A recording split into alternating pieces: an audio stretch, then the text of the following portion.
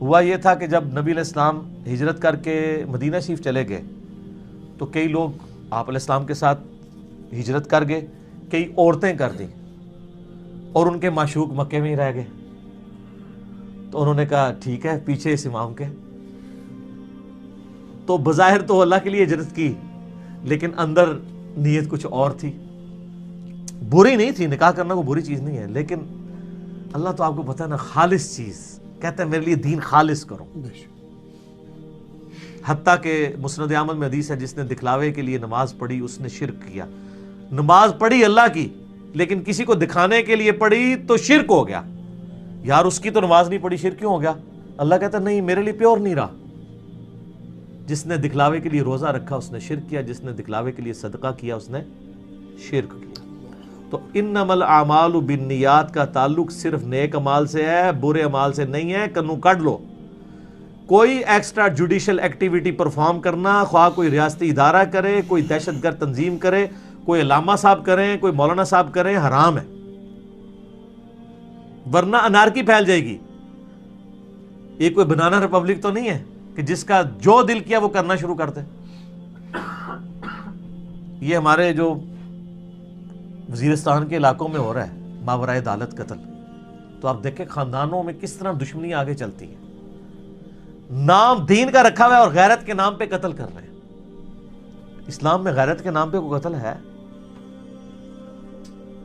اور نام اس کو غیرت دیا ہے. اس سے بڑی کوئی بغیرتی نہیں ہے کہ کوئی شخص کسی کی جان اس طریقے سے چھین لے. سر جامعہ ترمذی میں حدیث ہے نبی علیہ السلام نے فرمایا کہ ایک مسلمان کو قتل کرنا اللہ کے نزدیک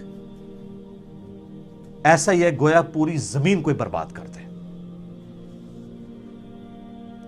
جامعہ ترمذی میں سنن ابن ماجہ میں حدیث ہے کہ کعبہ تیری خوشبو بڑی اچھی ہے لیکن ایک مومن کی حرمت اللہ کے نزدیک تجھ سے بڑھ کر ہے.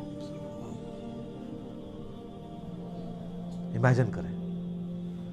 صحیح بخاری میں حدیث ہے جس نے ایک ذمہ کافر کو قتل کیا جو ٹیکس دے کر مسلمانوں کے ذمے تھا جس کی حفاظت کرنا، وہ جنت کی خوشبو بھی نہیں پائے گا اگرچہ جنت کی خوشبو 40 سال کی مسافت سے آ رہی ہوگی.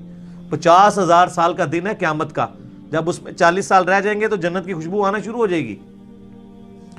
لیکن جس نے کسی کافر کو بھی نہ حق قتل کیا وہ جنت میں نہیں جائے گا، خوشبو بھی نہیں پائے گا.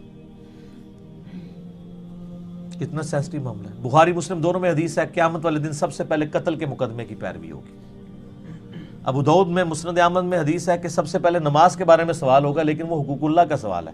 حقوق العباد میں پہلا سوال قتل کا ہوگا اور یہ قتل کے سوال والی حدیث بخاری مسلم میں. ابو داؤد ترمذی میں حدیث ہے نبی علیہ السلام فرمایا قیامت والے دن مقتول اپنے قاتل کو پیشانی کے بالوں سے پکڑتا ہوا گھسیٹتا ہوا اللہ کی برگاہ میں لائے گا اس حال میں کہ اس کی رگوں سے خون بہ رہا ہوگا اور کہے گا یا اللہ اس قاتل سے پوچھ اس نے میری زندگی مجھ سے کیوں چھینی تھی. تو اللہ تعالیٰ پھر آپ ذرا دیکھیں اس کو اتنا اللہ تعالیٰ مقام دے گا کہ وہ اللہ کے عرش تک پہنچ جائے گا. اور سن نسائی میں آگے الفاظ ہیں وہ صحابی کہتے ہیں اے حکمرانوں کسی کے قتل پہ معاونت نہ کرو، بڑا سخت معاملہ ہونے والا ہے. وہ صحابی حدیث روایت کر کے یہ کہتے ہیں یا حکمران کہتے ہیں نہیں خیر ہے. بخاری مسلم میں حدیث ہے تم میں سے ہر شخص مسئول ہے اور اس سے اس کی رعیت کے بارے میں سوال کیا جائے گا. ایک حکمران سے اس کی رعیت کے بارے میں پوچھا جائے گا اس نے اپنے عوام کے ساتھ کیا کیا. مسلم شریف کے الفاظ ہیں کہ بدترین چرواہا وہ حکمران ہے جو اپنی عوام پہ ظلم کرے، ایسے شخص پہ جنت حرام ہے. جیسے چرواہے اپنی بھیڑوں کی حفاظت کرتے ہیں نا بھیڑیے کے اگینسٹ اور بکریوں کی، حکمران کا کام ہے کہ وہ انصاف فراہم کرے. خالی ریاست مدینہ کے نعرے نہ لگائے، ریاست مدینہ نظر بھی آنی چاہیے. تو یہ انما الاعمال بالنیات کو بالکل مس یوز کیا جاتا ہے اور اس طریقے سے یہ بات کرنا نیت درست ہے. سر نیت سے کوئی پیٹ نہیں بھرنے جب تک آپ کے اعمال درست نہ ہو. اچھا اس میں ایک مثال بھی دی جاتی ہے، اکثر لوگ کہتے ہیں جی بعض اوقات اپوزٹ کام بھی کریں نا نیت درست ہو تو ثواب مل جاتا ہے. اور اس کے لیے انہوں نے ایک ایگزامپل بنائی ہوئی ہے نا، ایک فرضی قصہ کہ پرانے زمانے میں آپ کو پتہ ہے لوگ گھوڑوں پہ سواری کرتے تھے. مسافر جب راستے میں کسی مسجد میں قیام کرتے تھے تو وہ اپنے گھوڑے کو باہر کسی کھونٹی کے ساتھ باندھتے تھے.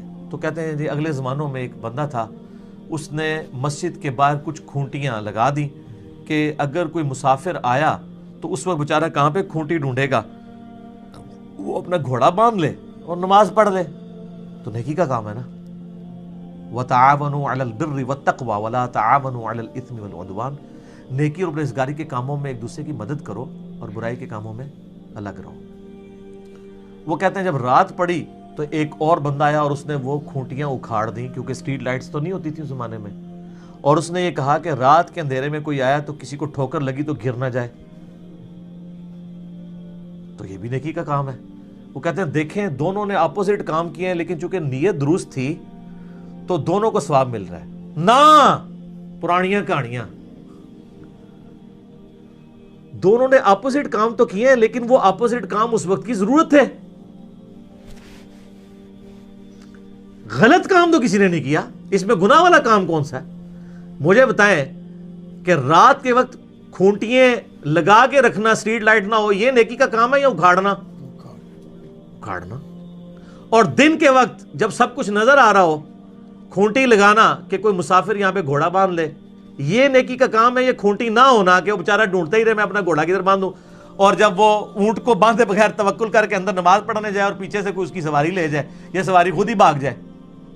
تو یہ اپوزٹ کام ضرور ہے ایک دوسرے کے اعتبار سے, لیکن اپنے اپنے وقت میں دونوں ہی نیکی کے کام ہیں.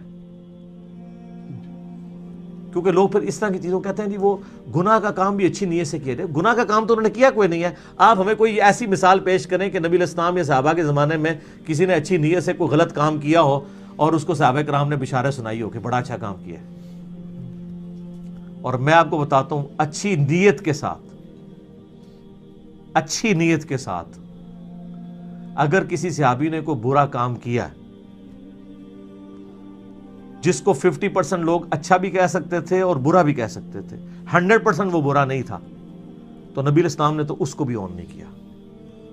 تو سنیں پھر وہ حدیث بخاری مسلم میں اسامہ ابن زید والی, صحیح بخاری مسلم دونوں میں یہ حدیث ہے. اسامہ ابن زید جو نبی علیہ السلام کے لاڈلے صحابی ہیں, کوئی عام بندہ نہیں. بخاری کے الفاظ ہیں کہ حسن ابن علی کو نبی علیہ السلام اپنی ایک طرف زانوں پہ بٹھاتے تھے اور دوسری طرف اسامہ ابن زید کو بٹھاتے تھے. دونوں ہی پوتے تھے, ایک منہ بولے بیٹے کا بیٹا اور دوسرا مولا علی کا بیٹا. اور بخاری مسلم میں آتا ہے کہ جب کوئی صحابی نبی علیہ السلام کو غصے کی حالت میں اپروچ نہیں کر سکتا تھا نا, تو اسامہ سے سفارش کرواتا تھا کہ یہ اتنا لاڈلا ہے, اس پہ حضور کو غصہ نہیں آئے گا.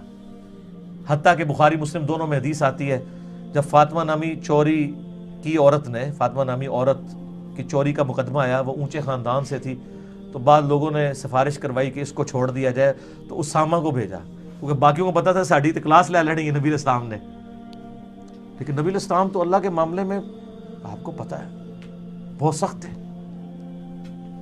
آپ نے نماز کے بعد ممبر لگوایا اور کہا تم سے اگلے لوگ اسی لیے تباہ و برباد ہو گئے کہ ان کی اشرافیہ کے لیے الگ قوانین ہوتے تھے اور عام لوگوں کے لیے الگ.